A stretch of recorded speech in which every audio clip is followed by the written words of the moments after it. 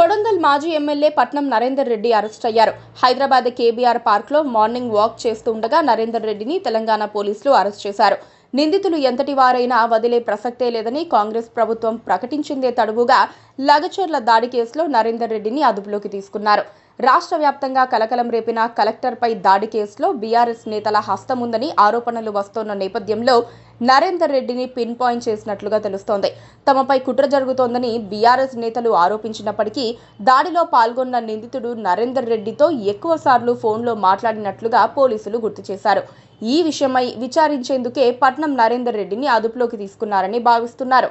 వికారాబాద్ జిల్లా దుద్యాల మండలం లగచర్ల పోలేపల్లిలో 1350 ఎకరాల్లో ఇండస్ట్రియల్ కారిడార్ ఏర్పాటు కోసం ప్రభుత్వం కసరత్తు చేస్తోంది. తొలుత ఫార్మా విలేజ్ ఏర్పాటు చేద్దామని ప్రభుత్వం భావించింది. దీనికి ఆయా గ్రామస్తుల నుంచి తీవ్ర వ్యతిరేకత వ్యక్తమైంది. ఆ క్రమంలో ప్రభుత్వం తన నిర్ణయాన్ని మార్చుకుంది. అందులో భాగంగా ఇండస్ట్రియల్ కారిడార్ ఏర్పాటు చేయాలని నిర్ణయించింది. అందుకోసం సోమవారం దుద్యాలలో అధికారులు గ్రామసభ ప్రజాభిప్రాయ సేకరణ చేపట్టారు.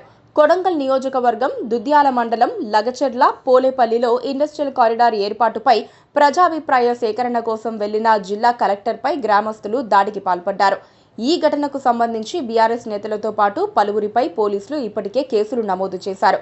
జిల్లా కలెక్టర్పై దాడికి దిగేలా ప్రజలను రెచ్చగొట్టిన వ్యక్తిని పోలీసులు గుర్తించారు.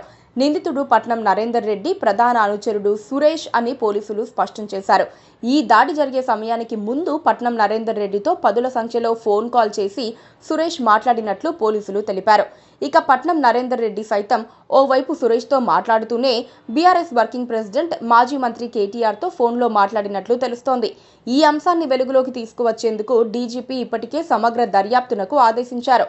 పట్నం నరేందర్ రెడ్డికి ప్రధాన అనుచరుడుగా ఉన్న సురేష్పై ఇప్పటికే రేప్ కేసుతో సహా వివిధ కేసులు సైతం నమోదయ్యాయి. అయితే గతంలో సురేష్పై నమోదైన కేసులను తొలగించేందుకు పట్నం నరేందర్ రెడ్డి కీలకంగా వ్యవహరించినట్లు పోలీసుల విచారణలో బహిర్గతమైంది. పోలీసులు నరేందర్ రెడ్డిని అదుపులోకి తీసుకున్నప్పటికీ అసలు టార్గెట్ కేటీఆర్ అయి ఉంటారని రాజకీయ వర్గాల్లో అనుమానాలు వ్యక్తమవుతున్నాయి. కలెక్టర్ ఆయన సిబ్బందిపై దాడి జరుగుతున్నప్పుడు నరేందర్ రెడ్డి ఎందుకు కేటీఆర్కు ఫోన్ చేశారన్నది పెద్ద ప్రశ్న. వారిద్దరూ ఏం మాట్లాడుకున్నారు? జనాన్ని రెచ్చగొట్టాలని కేటీఆర్ ఆదేశించారా? లాంటి ప్రశ్నలు ఇప్పుడు ప్రభుత్వ వర్గాలను వేధిస్తున్నాయి. దానిపై క్లారిటీ కోసమే నరేందర్ రెడ్డిని అరెస్ట్ చేసి ఉంటారని భావిస్తున్నారు. దాడిలో కేటీఆర్ ప్రమేయం ఉంటే ఆయన అరెస్టుకు సైతం వెనకాడకూడదని ప్రభుత్వం భావిస్తోంది. Please do subscribe to Please do subscribe to Please do subscribe to Please do subscribe to Please do subscribe to Please do subscribe to KTV Telugu.